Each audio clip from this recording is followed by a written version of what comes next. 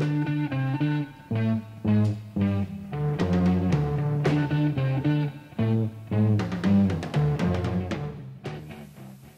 everyone, my name is Jonathan. I'm the founder of Rock On Music and one of the teachers of Guitar Club. I'm so glad that you're able to take the time to watch this video and work on our next song, which is called Pachelbel's Canon in D major. This is a really famous song because the chord progression, that means the order of the chords, has been used in hundreds, maybe thousands of other songs. You might recognize it if you've ever been to a wedding. This is the music that the bride usually comes down the aisle to. It's a very beautiful piece of music and a great one for continuing to learn how to read tab. Now tab, as we've been looking at in class, is the way that guitar players can read music using 6 lines instead of 5 lines. The 6 lines represent the 6 strings of the guitar, and remember the 6th string is the one that's on top closest to your chin, and yet on the tab that's the line that's on the bottom. And then the highest string, string number 1, is the one closest to the floor, and on tab that's the line on the very top. Now any numbers that are written on the tab tell us what to do with our left hand, or if you're left-handed, with your right hand. If it's a 0, that means I'm going to play the string open. So open 6th string sounds like this. But if there's a 3 written on it on the 6th line, then I'm going to place my finger on the 3rd fret. I'm going to count up 0, 1, 2, and 3. I'm going to press firmly, not too hard, but hard enough, and you'll hear that the pitch has changed.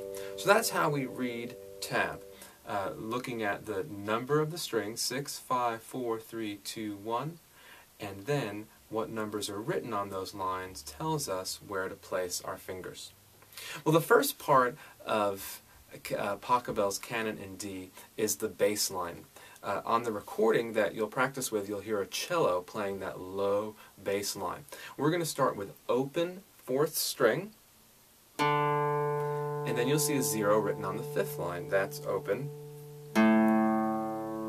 And then the 2nd fret on the 5th string, the 2nd fret on the 6th string, sliding up to the 3rd fret, open 4th, back to that low 3, and then the open 5th string. And then it repeats back to the 4th string. Now, in a moment, we're going to get the chance to look at that a little bit more up close.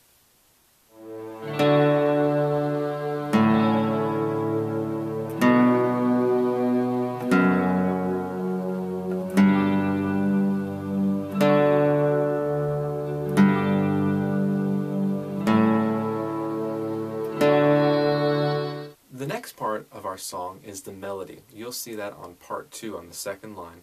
And the melody is going to be played on the top 3 strings, the high strings, string 1, 2, and 3. Those are the ones that are closer to the floor.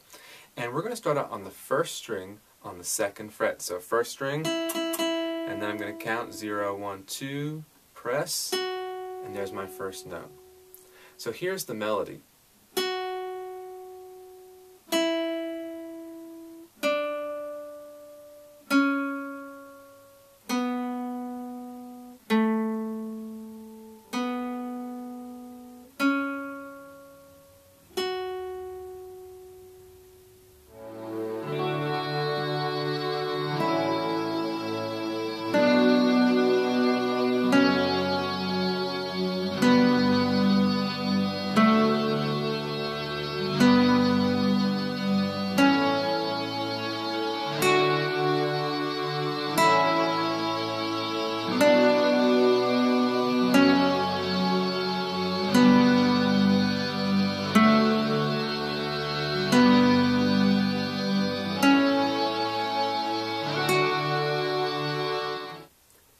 After the melody comes another part called the harmony. You know, the word harmony means when 2 people get along. Well, in music, 2 notes together form a harmony. And that's a beautiful sound that can be created with any instrument. So the harmony part is the second part on the bottom line there starts with the 3rd fret on the 2nd string. Now let's watch how that part goes.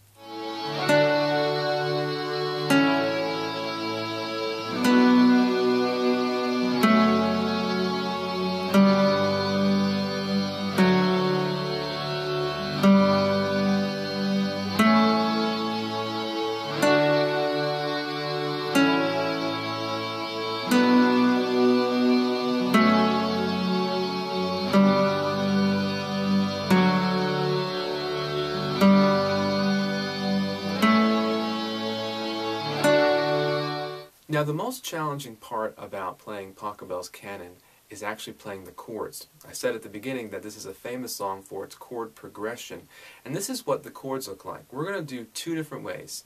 The first is, we'll call them simple chords, which are just going to use 3 strings, the 3 high strings. And you'll notice that now, instead of just 1 note written on the tab, there are 3. So it says the 2nd on the 1st string, 3rd on the 2nd string, and the 2nd fret on the 3rd string. So I've got to use more than 1 finger to hold down these 3 different frets all at the same time. And if I strum those 3 strings, we'll hear a chord together.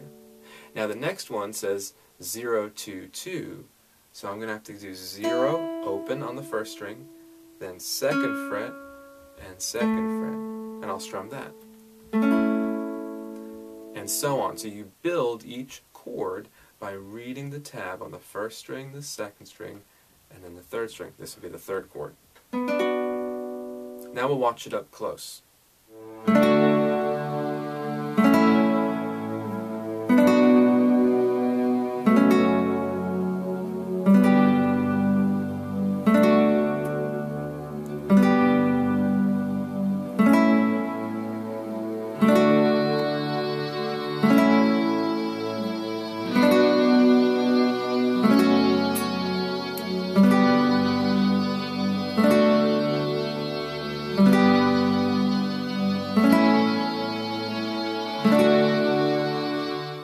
Now you might notice on the bottom of the page that there's a section called full chords. Now these are the chords that use all 6 strings, most of the time, all 6 strings strummed at the same time. You'll notice right away that these chords sound louder, but they also require a lot more strength to hold down the different notes. They're going to take some practice. Now, these chords aren't written with tab. You're going to notice right away that the lines, instead of going across, are actually going up and down. These are called chord blocks. And the chord blocks are there to give you a picture of what the top 3 frets look like.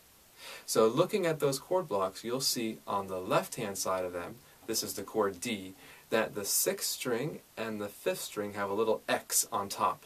The X means don't play those strings. Then on top of the 4th string, you'll see a 0. That means we're going to play that note open, just like tab. Then you'll see a number 1 in a dark circle on the 3rd string on the 2nd fret. That's where I'm going to put my 1st finger. The next string, the 2nd string, has a number 3 on the 3rd fret. I'm going to use my 3rd finger to press down the 3rd fret. And then the number 2 on the 1st string, I'm going to use my 2nd finger on the 2nd fret and hold that down. Now let me turn the guitar around the right way. And when I strum those 4 strings, including the open 4th string, we'll hear the D chord. That sounds much fuller. The next one's called the A chord, and I'm going to use my 1st, 2nd, and 3rd finger and strum all the way from the bottom, the 5th string, and we'll hear this. Now the next 2 chords are called bar chords. You'll see that there's a dark line that goes across the whole chord block, and it just has number 1 in it. That means I'm going to use my 1st finger and hold down all those strings at the same time. Now don't hold it down for too long because your hand will start to get tired. But you have to press all those strings down hard enough so that you can hear each one. Then your other fingers, your 3rd, your 4th, and your 2nd finger are going to fill in the rest of the chord to create B minor. The F sharp minor is just like it, except now we're going to use all 6 strings. My 1st finger is going to cover all 6 strings, then my third, then my fourth finger. This is F sharp minor. The next chord is G. This is a great chord to play. Don't have to hold all the strings down at the same time, so it's a bit easier. I'm going to start with my second finger on the sixth string, first finger on the fifth string, and then stretch over here with my third or my fourth finger, whatever feels more comfortable, and strum all these strings. That's G. And then they just repeat after that. Back to D, back to G, and A one more time, and then it ends on D where we started. Let's see how that looks a little more close up.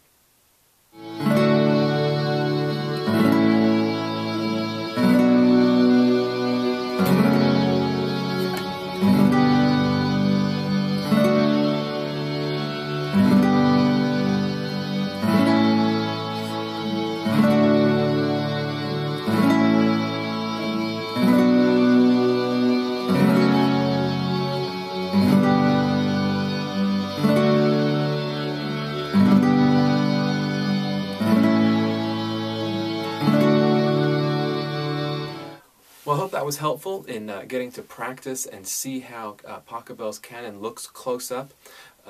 Just want to remind you that you can print off the music right here on our website. If you go to the iRock page and sign in with your username and password, you'll find the PDF lesson to print off, and also next to it you'll see MP3 recordings. Those are at different speeds, and some of them are very, very slow, which is to help you just beginning to practice those, and as you get it, then try the faster, the medium speed, and even try the fast speed too. I think you'll do great. Looking forward to seeing you guys back in Guitar Club this week.